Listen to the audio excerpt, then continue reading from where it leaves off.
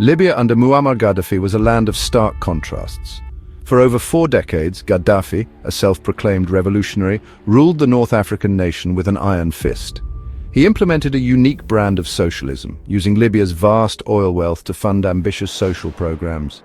For many ordinary Libyans, life under Gaddafi was one of relative comfort and security. Education, from primary school to university, was free and accessible to all. Healthcare, too, was provided at no cost, with modern hospitals and clinics dotting the country. Housing was heavily subsidized, ensuring that even the poorest Libyans had a roof over their heads.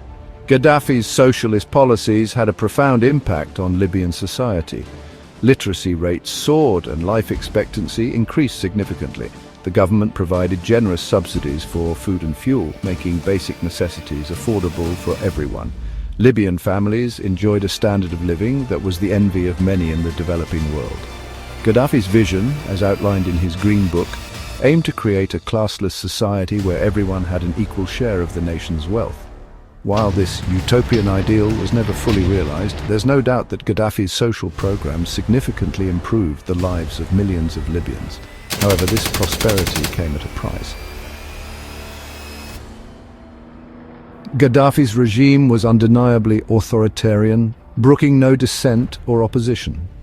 Political parties were banned and freedom of speech was severely restricted. Gaddafi's security forces were omnipresent, monitoring citizens and ruthlessly crushing any sign of dissent. The government controlled the media, ensuring that only information favorable to the regime was disseminated. For those who dared to speak out against Gaddafi, the consequences could be dire, ranging from imprisonment to torture and even disappearance. Despite the lack of political freedom, many Libyans accepted Gaddafi's rule, appreciating the stability and economic security it provided. Gaddafi, with his flamboyant personality and anti-Western rhetoric, was a polarizing figure on the world stage. Yet within Libya, he cultivated a cult of personality, presenting himself as the father of the nation. His image adorned billboards and public squares, and his pronouncements were treated with reverence. For many, particularly those who remembered the poverty and instability of pre-Gaddafi Libya, he was seen as a guarantor of their well-being, a benevolent dictator who kept chaos at bay. In early 2011, inspired by the uprisings in Tunisia and Egypt, protests erupted across the Arab world, demanding greater freedom and democracy. This wave of popular unrest, dubbed the Arab Spring, soon reached Libya's shores.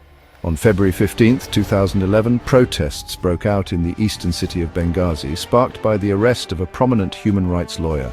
The protests quickly spread to other cities, with demonstrators demanding an end to Gaddafi's 4-decade rule. Gaddafi's response to the protests was swift and brutal. Security forces opened fire on unarmed demonstrators, killing dozens. As the protests gained momentum, Gaddafi vowed to crush the uprising, using all means necessary. He delivered a series of rambling and defiant speeches, denouncing the protesters as rats and cockroaches and threatening to cleanse Libya house by house. His forces, backed by tanks and artillery, launched a fierce crackdown, targeting suspected opposition strongholds. As the violence in Libya escalated and Gaddafi's forces advanced on rebel-held Benghazi, Western powers, led by France, the United Kingdom and the United States, decided to intervene militarily. In March 2011, the UN Security Council passed Resolution 1973, authorizing the use of, all necessary measures to protect civilians in Libya. This resolution paved the way for a NATO-led military intervention, with the stated goal of enforcing a no-fly zone over Libya and preventing a humanitarian catastrophe. The NATO intervention, codenamed Operation Unified Protector, began with airstrikes against Libyan government forces and military installations. NATO forces, primarily from France, the UK and the US, conducted hundreds of sorties, targeting Gaddafi's tanks, artillery and command centers. The intervention shifted the balance of power in favor of the rebels, who were able to make significant territorial gains with NATO air support. However, the intervention also proved to be highly controversial. Critics argued that it went beyond the mandate of protecting civilians and morphed into a campaign of regime change. They pointed to the fact that NATO airstrikes continued even after Gaddafi's forces retreated from Benghazi and the immediate threat to civilians had subsided. Moreover, Western powers provided logistical support and training to the rebels, effectively aiding one side in the Libyan civil war. With NATO air support, the rebels continued to advance, gradually gaining control of more territory. By August 2011, they had captured the capital Tripoli, forcing Gaddafi into hiding. The dictator, once a seemingly invincible figure who had ruled Libya for over 4 decades, was now a fugitive in his own country. Gaddafi's whereabouts remained unknown for several weeks, as he moved from one hideout to another, issuing defiant audio messages urging his supporters to fight on.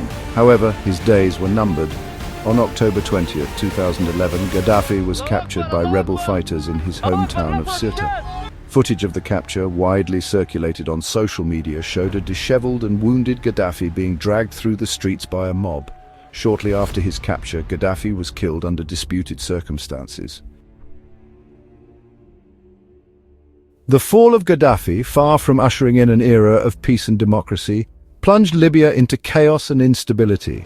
The country, long ruled by a single authoritarian figure, lacked strong institutions and a culture of democratic governance. The various rebel groups that had united to overthrow Gaddafi now turned on each other, vying for power and control of Libya's oil wealth.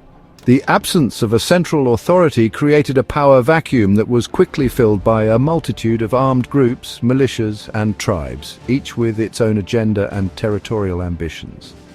The country descended into a state of lawlessness, with widespread violence, kidnappings, and assassinations becoming commonplace. The fragile infrastructure that existed under Gaddafi crumbled, as did the social fabric of Libyan society. More than a decade after the fall of Gaddafi, Libya remains a deeply divided and unstable country. The initial optimism that followed the revolution has long since faded, replaced by a sense of disillusionment and despair. The country is plagued by chronic violence, political deadlock, and economic hardship. Millions of Libyans have been displaced by the conflict, and the humanitarian situation remains dire. The intervention in Libya has had disastrous consequences. It toppled a dictator but failed to create a stable and democratic state. Instead, it unleashed a wave of chaos and violence that continues to this day. The Libyan people, who once enjoyed a relatively high standard of living under Gaddafi, now face a bleak future, their lives upended by conflict and instability.